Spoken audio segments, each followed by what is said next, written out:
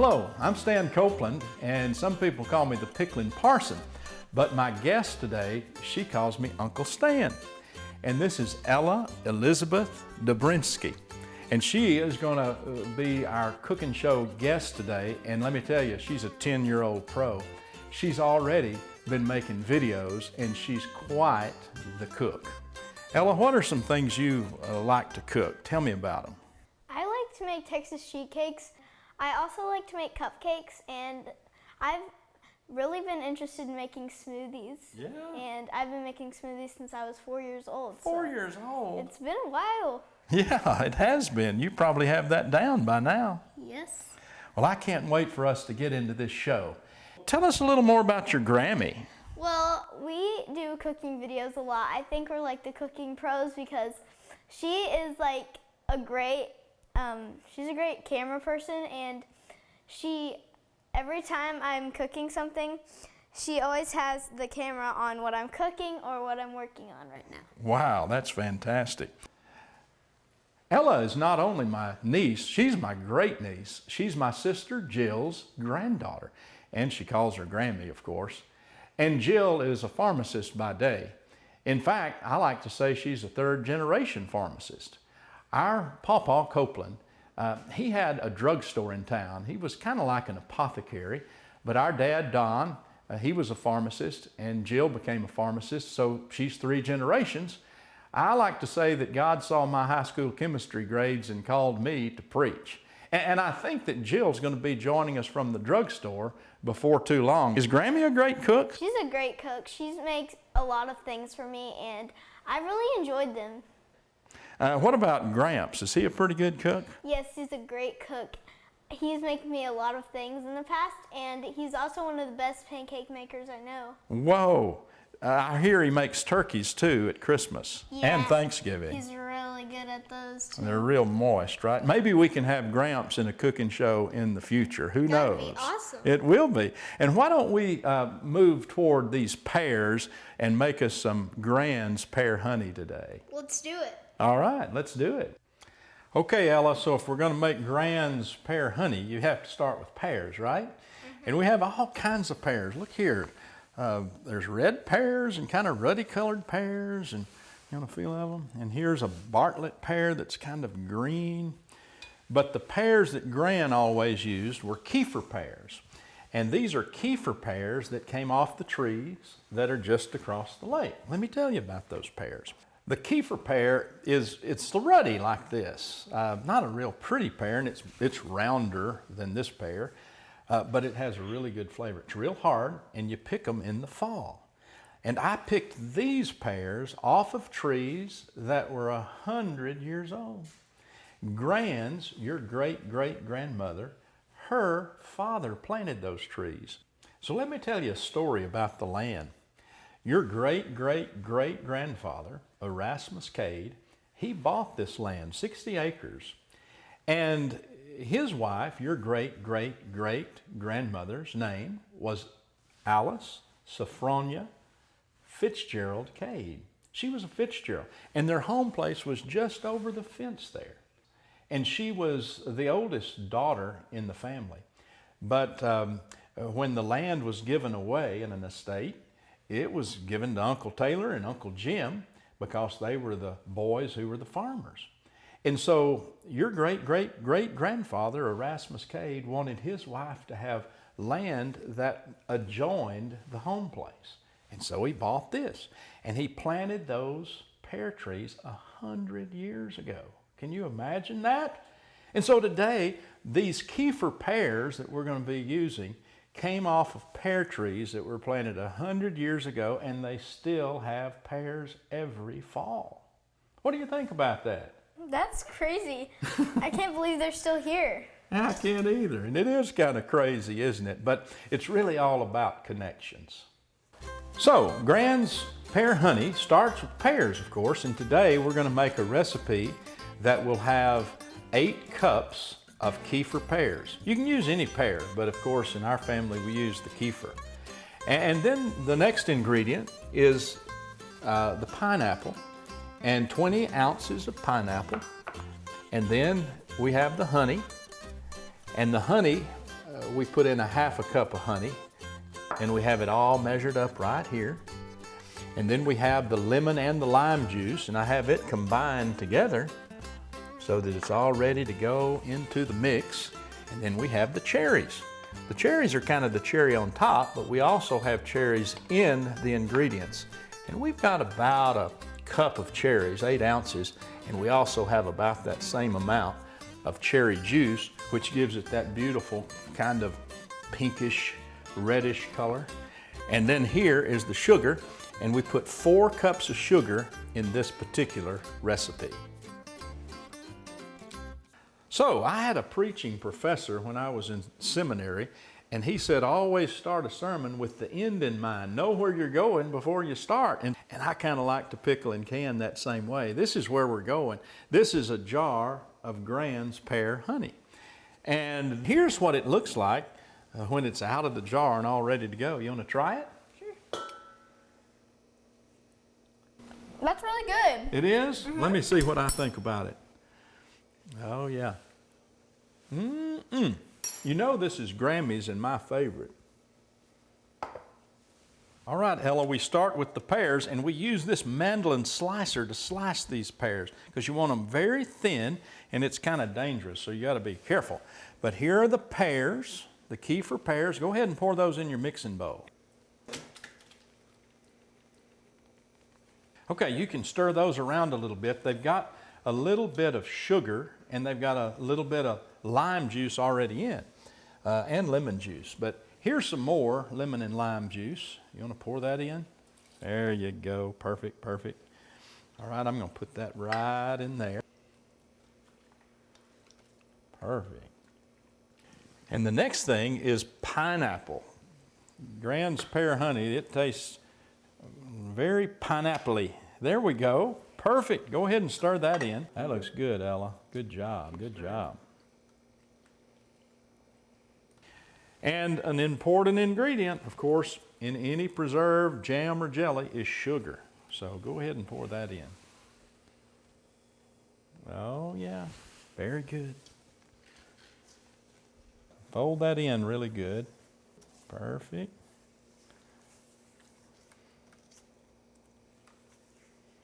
All right, Ella, we're going to put the cherry juice in right now. Go ahead and pour that in, and that gives it that kind of pinkish, reddish color that we like. Like this orangish kind of? Yeah, like that orange. Yeah, orange, looks like probably a penny. better. It does look like a penny. It's kind of coppery, isn't it? Good idea. And now we're going to save most of the cherries. So we'll add these cherries when we bring it to a boil, but we're going to save these cherries with the stems. They're going to go on the very top in the jar. So when you open the jar, there's a cherry on top.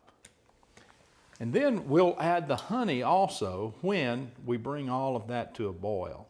So we'll set aside our honey and we'll set aside our cherries until we bring this beautiful mixture to a boil. Perfect. That's looking really good. You've blended all of those ingredients together. Now I'm going to slip back here and I'm going to get the pot that we're going to cook in. So it's right back here. And we're going to pour everything that we have in the mixing bowl into the blue pot. Think we can do that? Mm-hmm. I think so too. Perfect. No spilling involved. No spilling involved. And now we're going to put a lid on it and bring it right back over here to the fire. Turn on the oven, and that'll be cooking. And when it's ready, look there, it's going to look like that. It looks like a penny. Yeah, it does. I love the way you described it as a penny because it is that copper color, isn't it? Isn't it pretty? And it smells so very good. And that's the way it looks when everything is cooked. And it'll take about 3 hours for that to cook on the stove. All right, Ella. Now we're ready to start jarring this pear honey. So go ahead. There you go. That's a nice hearty label. Yeah. I think that's about right. Going to put a cherry on top. You like cherries, don't you? I love cherries. Good, good. There you go. That's perfect. Perfect. All right. I'm going to put a lid on it. And here comes another one. I want to say this about the jars. The jars have been sterilized and the lids have been sterilized, so they're nice and clean. And then, of course, we'll heat them up in just a minute. Go ahead and put your cherry on top. Oh, yeah, that's perfect. And then when I put a lid on, you don't want to screw the lid down real tight, just finger tight, because that air, when it's in the canner, has to get out of the lid. So you don't want to put it in there too tight. Go ahead. Mm-hmm. Yeah, that's a big dollop right there. Did you know that the very first fair ribbon I ever won was a blue ribbon in the East Texas State Fair with Gran's Pear Honey. Perfect. Okay, we're doing it now. Here's another one. There you go. You're good at that. I mean, it's like you have a measuring sense or something. You know exactly how much has to go in. It's about two. One full and 1/2. One full, 1/2 gets you there. These are 9-ounce jars. So not quite a cup, a little bit more than a cup. Put a little bit more in that one. There you go. There you go. That's perfect. Put your cherry on top. There you go. Now try to scoop that. I think it'll work perfectly. I do too. I think you're right. Good call. What if Uncle Stan did a little bit? There you go. All right. That's perfect. One more cherry. A cherry on top. And a cherry on top. Hey guys, how's the canning going? It's going good. Hi. All right. Hey, sis. It smells wonderful and looks beautiful. Yeah. Thank you. And we've got some for you to taste. Oh, Ella and I've already Let's had a try little it. bit. I'd love to. Delicious, delicious. Just like I remember it. Sis, why don't you tell us about some of those memories? What do you remember about Gran's pear honey? Gran's pear honey. I remember every Christmas morning, we would go to her house. She would fry quail, have homemade biscuits, and her famous pear honey. It was delicious. Yeah, and Pawpaw had a dish too. Oh yes, lick. Yep. Ribbon cane syrup and whipping cream. That was good on biscuits too. Okay, sis, I think we're in for the last step, and that's putting these jars of Gran's pear honey in the canner. So I'm going to get the canner, Okay. take the lid off, get these hot pads, bring it over here. Okay, Ella, I know you've never done this before, but why don't you put them into the canner? We have practiced a little bit. There you go. Perfect. Oh, you're a pro. These will be in the canner for about 12 minutes. You can leave them in for 15, but 12's enough. And all of the boiling water will boil all of the air out of the jar. And we didn't tighten that jar so that that air can actually get out. One more. There we go. Now I'm going to take them back here and put them in the water. There they go. They're all the way under. And I'll turn up the heat. And then after about 12 minutes, we'll bring them out. And they're going to look just like these. You know what I think about canning, especially when you can something as good as Gran's pear honey, is that you need to make the connections like we've been making, connecting to our family, connecting to one another, and you also need to share the goodness. So here's my question. Ella, if I were to say, who would you share this with tomorrow? Who would it be? I would first of all share it with Grammy and Gramps because I know they like it. And I would share some with my parents, and then I would do it with my preacher and his wife, because, Yeah. yeah, And your think they would preacher's enjoy wife it. was your teacher once upon a time, Yes, she too. was, and now she's my brother's. All right. And Jill, how about you? Who are you going to share goodness with? I think I'll share mine with Dorothy McCam. She's always sharing joy with me, so I'm going to share some with her. Absolutely. And we all miss Bill, her husband, who died just a few months ago. We've got wonderful memories of him. Here's another one. Who are you going to give that one to? Let's see.